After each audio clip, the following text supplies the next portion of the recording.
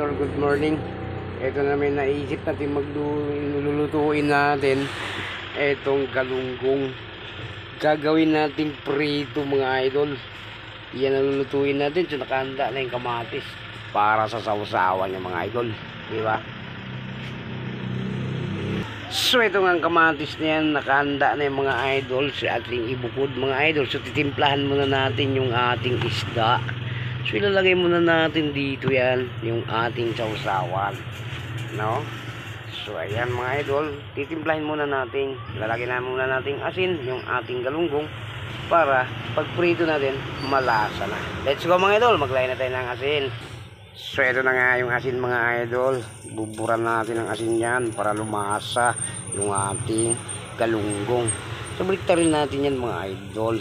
Yan, lalagyan natin ng asin para meron namang aroma yung ating galunggong. Alright mga idol, yan. Yan. Kailangan natin buburan natin ng asin. Siyempre sa ilalim ng kinuha na hasang niya mga idol, lalagyan din natin ng asin yan para lumasa siya. Ayan. Ayan, lagyan natin dito. Lagyan din natin. Pitik-pitikan natin ng konti mga idol. So ito naman yung ulam natin ngayong umaga. So kasunod yung mga idol, siyempre lagyan natin ng timpla natin ng konting pampasarap. Ayan. Ayan mga idol. Ayan mga idol. Budburan natin ng konting bechin para masarap naman yan. Ayan. Haluin natin mga idol para lumasa na yung isda natin. Baliktarin natin. So ayan mga idol, nakatimpla na nga yung ating galunggong. So ayan mga idol, ibabad muna natin para pumasok yung asin dun sa loob niya mga idol. Kaya babad muna natin para yung tinimpla natin na bitchin at saka asin lumalasa, lumapasok sa katawan ng mga idol. So kita nyo naman mga idol, may gilid na yung ating galunggong. So siyempre mga idol, di pa natin magawa yan. So hintayin muna natin yung kanin natin. So, paluto pa lang yung mga idol. Yun, yung may konting bahong hinahalo para hindi masayang. Ayan. So gagawin natin dyan kamatis. So ito, huhugasan natin itong mga idol. So hiwain na natin habang magprito tayo ng isda. Ayan, hiwain natin yan. So iba pa yung mga idol, meron pa kasama yan. So maglagay pa tayo ng sibuyas. Ayan na nga mga idol, ang kasama niya, sibuyas. Ayan, ilagay natin yung mga idol para masarap. So may kulang pa yung mga idol, maglagay pa tayo ng sili. Mamaya, eto, may sili. Tingnan natin kung meron pa tayong makuwang sili. Wow mga idol, medyo ano na to, no? Ayan, pipiliin natin. Medyo patuyo na yung sili natin. Ayan, yeah. So pwede na to mga idol, maanghang pa rin to siya. Eto, pwede na to mga idol. Ayan, bukod natin yan mga idol, lagay natin yan dyan. So para sa sausawan nga natin. So ito mga idol, sama natin to pag-iwa, no? Para masarap yung ating sausawan. Lagay na rin natin yung siling green pag yes natin. So ito, binabad ko muna yung ating bangus bago natin prituhin. So habang napiprito tayo mga idol, so ito na nga yung gagawin natin. Ayan, gagawan tayo ng sausawan natin. Ayan, no? So ang gagawin natin mga idol, bugasan muna natin itong ating sampang sausawan. Sama na nga natin itong sili para mahugasan na rin natin to para hiwain natin. Hugas na po siya mga idol. Ayan. So tara po mga idol, hugasan na po natin. So mga idol, ito na nga, hinugasan na nga natin yung ating kamatis at saka sibuyas, pati yung sili, sinama na nga natin. Sibubuhos natin dyan mga idol para mahugasan natin lahat. Ito, yan. Ito, unahin natin yung kamatis. Itong kamatis kasi mga idol, galing pa to sa rep. Nahugasan na rin to. So kahit konting banlaw lang yung mga idol, malinis na po yun. So pati itong sibuyas mga idol, hugasan din natin to para malinis din ang ating pagkain. Pati itong mga idol, hiwain na rin natin yung siling green para medyo spicy rin yung ano natin. Baka mamaya itong sili kasi medyo patuyo na itong sili natin, baka dinaanghang yan. So idadagdag natin yung siling green. Ayos na mga idol, tapos na po yun. So ito, dadali na natin dun sa ating sa ating salangan para hiwain na po natin sa ating lamisa. Tara na po mga idol, let's go! So nandito na nga tayo mga idol. So itong isda natin nakababad pa rin yan mga idol, no? So medyo hilaw pa kasi yung sa ating kanin.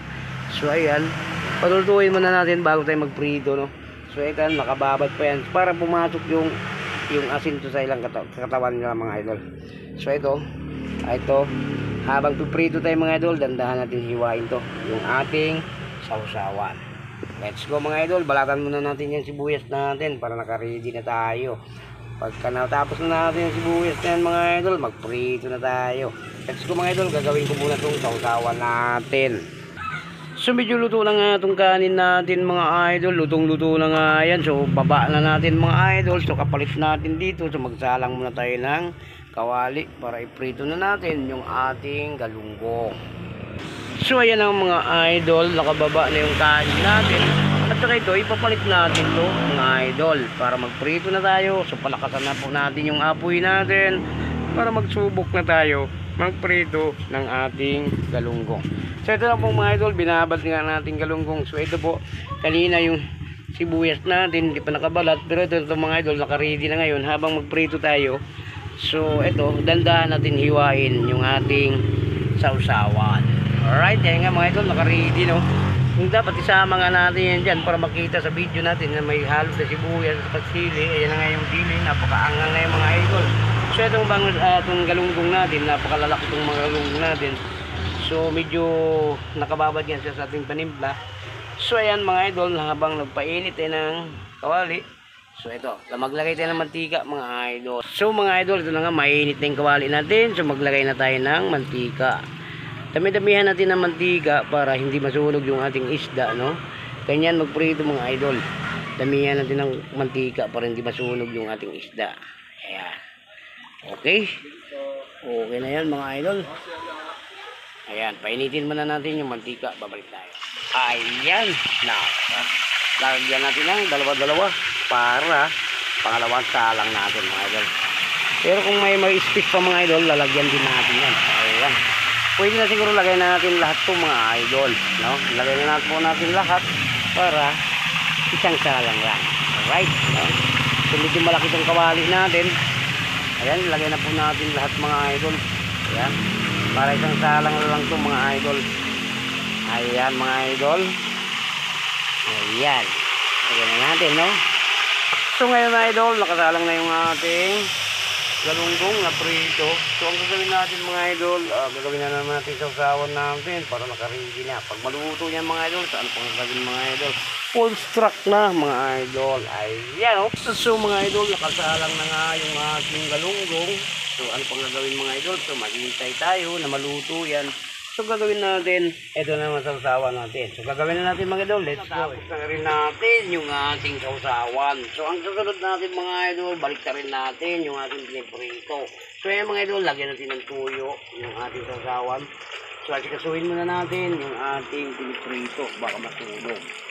So ito na mga idol, balik na rin na natin para magpantay ng luto, no? Ayan, baliktad na yan mga idol. Balik na rin natin. Okay. So ayan mga idol, ayan. Ito hindi pa nabaliktad ko mga idol. Kailangan natin baliktarin na maigi para parehas ang luto mga idol. Ayan, baliktad din natin. So yung dalawa na lang, hindi. So hirap itong mga idol, wala tayong tong, no? Kailangan ano lang to, no? Kailangan natin baliktarin. Ayan, nakabaliktad na yan mga idol. So ang isa na lang, balik rin natin, no? Ayan, diba? Ayan. So konting luto na lang yung mga idol. Ayan, siguro, ayan. Ayan. Yung isa, ayaw mabaliktad. Ayan lang yung mga idol. Okay. Ayan. Okay na yung mga idol. Ayan. So nabaliktad na natin. So ayan, paluto na yung mga idol. Mga ano lang siguro yung mga idol. 3 minutes. So mga idol, luto na nga itong ating galunggong na piniprito. So siyempre mga idol, haunin na natin.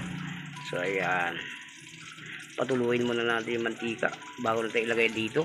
Ayan, ilagay na po natin dito mga idol. Ayan, no? Luto na nga ito mga idol. So pinatay ko na nga yung apoy.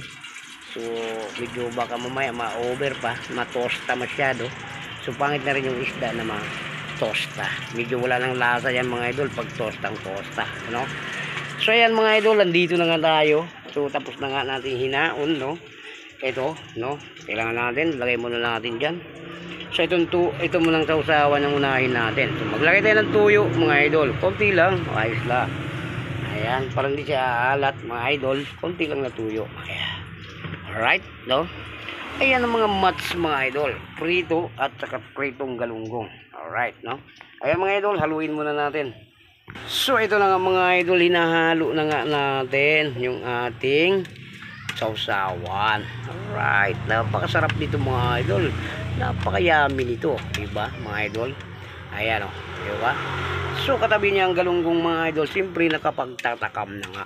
So ito yung puluan natin, sausawan natin. Alright mga idol, napakasarap nito. Kamatis, may sibuyas, may siling green at siling pula pa mga idol, para ganado tayo sa pagkain.